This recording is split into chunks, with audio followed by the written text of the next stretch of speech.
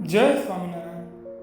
11 साल की उम्र में घनश्याम महाराज ने ये निर्णय लिया कि वह अपना घर त्याग कर एक योगी का जीवन अपनाएंगे। लेकिन क्या जरूरत थी कि वो एक योगी का जीवन अपनाए?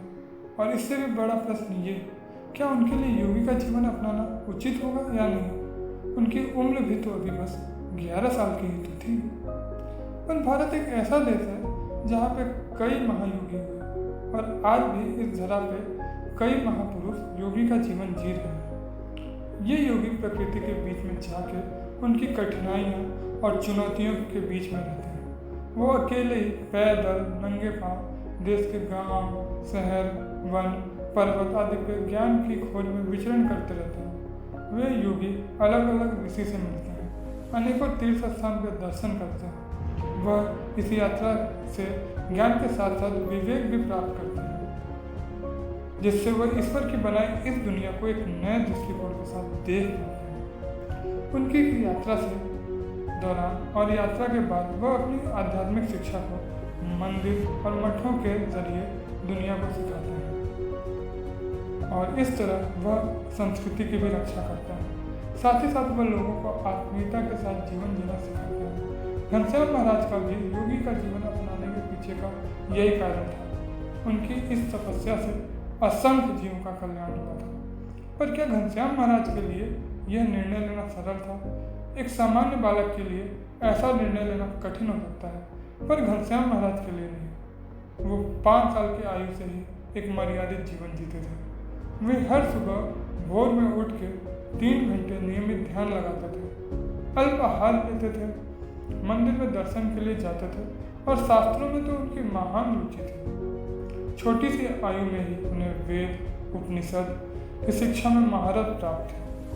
उन्होंने योगी बनने का निश्चय शायद तो बहुत पहले ही कर लिया था। 29 जून सन 1792 की रात उन्होंने अपना घर छोड़ दिया।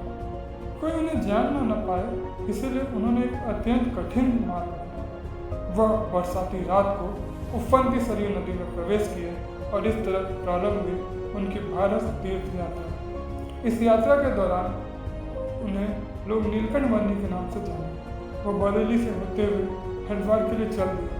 हरिद्वार उत्तर भारत में हिमालय के पहाड़ियों के नीचे गंगा के किनारे पर बसा एक ऐसा शहर है जहाँ पर हर साल करोड़ों श्रद्धालु आते हैं। हरिद्वार में बहुत से संतों भक्तों ने नीलकंठ के दर्शन किए। जब नीलकंठ वर्णी संध्या गंगा आरती के दर्शन के लिए गए थे तो वहाँ के मुख्य पुजारी ने आरती को मध्य में ही रोक दिया और नीलकंठ के पास आ गए। उन्होंने नीलकंठ से परिचय जाना और उनसे आग्रह किया कि वह उनकी कुटिया में आके रहें, परंतु नीलकंठ ने यह कहकर बात टाल दी कि अगर बादल भी आशियाना बनाने लगे तो शेष पृथ्वी तो जल के लिए तरस जाएगी, और वह अपनी राह पे चल दिया।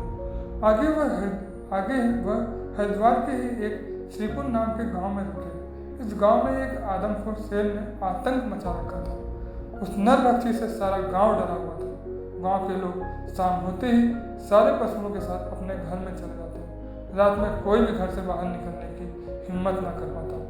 गांव के महंत ने नीलकंठ को एक वृक्ष के नीचे बैठकर ध्यान लगाते देखा। महंत जी ने नीलकंठ को गांव की स्थिति बताई और उनसे आग्रह किया कि वह उनके आश्रम में आके रहे, कि बाहर नीलकंठ की जान को खतरा हो सकता था। नीलकंठ ने पूछा, क्या उनके आश्रम की केवाड़े मौत को रोकने का सामर्थ्य रखती हैं? इस प्रश्न का महंत जी के पास कोई उत्तर नहीं था, लेकिन नीलकंठ के इस प्रश्न ने महंत जी को बहुत प्रभावित किया। उन्होंने अपना आग्रह छोड़ दिया और आश्रम में चले गए। नीलकंठ उसी पेड़ के नीचे बैठकर ध्यान में लग गए। उस रात को भी नरभक्षी वापस आया, लेकिन इस रात की घटनाक्रम कुछ अलग रही। वह शेर नीलकंठ के पास आके बैठ गया।